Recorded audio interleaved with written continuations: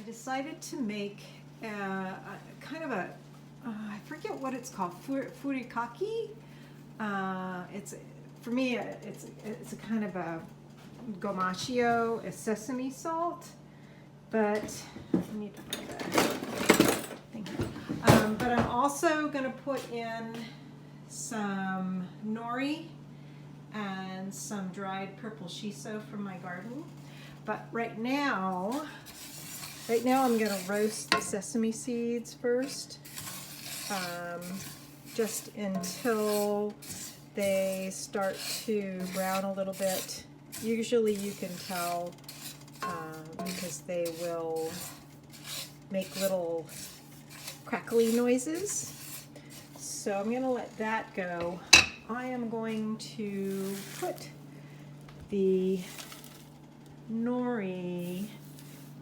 Well, I'm going to do everything in the food processor. Well, not everything together. I want to do the purple shiso and the nori. The nori, yes. The purple shiso almost doesn't even have to be put in there, but I'm going to put it in there anyway to let it get smaller kind of flakes or whatever, so that it will mix up with the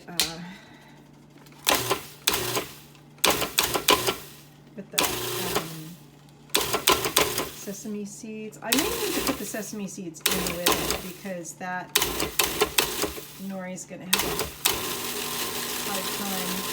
Oh, let's see what we get here. Let me see. How does that look? Yeah. I may need to put the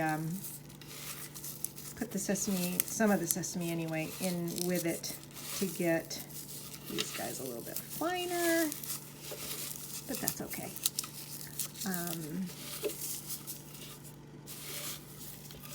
Smells good. I can smell the purple shiso. I suppose you could also put in, like, if you wanted a little spicy, you could put in some red chilies, dried red chilies, but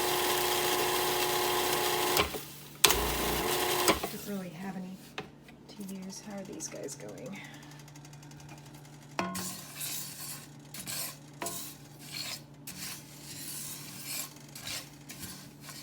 So as far as amounts go, the first time, well, not the first time, but one of the times I did this, I didn't use a recipe for guidance with salt to sesame seed, and I put in way too much salt. It was mostly salty. So I'm thinking this is probably going to end up being a couple of cups, and I may start with just a tablespoon of sea salt in there to see how it tastes, because although it's salty, it's actually supposed to be more flavorful than salt. And you can use it on rice or noodles or sprinkle on soup or salad. This is not authentic in any way. This is just my own taste, because I love sesame seed. And especially when you roast it, it gets nice and nutty. And I do like nori. I like seaweed. Seaweed's always good. And all this purple shiso that I had from my garden, I mean, that's just a little bit of it. I need to do something to use it. So I will come back once I've got it all together in the bowl, and I'll show you what it looks like. Here is the end product. I let the sesame seeds cool a little bit, and then I put them along with the purple shiso, nori, and salt into the food processor. And then it's like, I kind of like half grind it. I try not to get all the sesames ground up because it's nice to have some whole ones in there.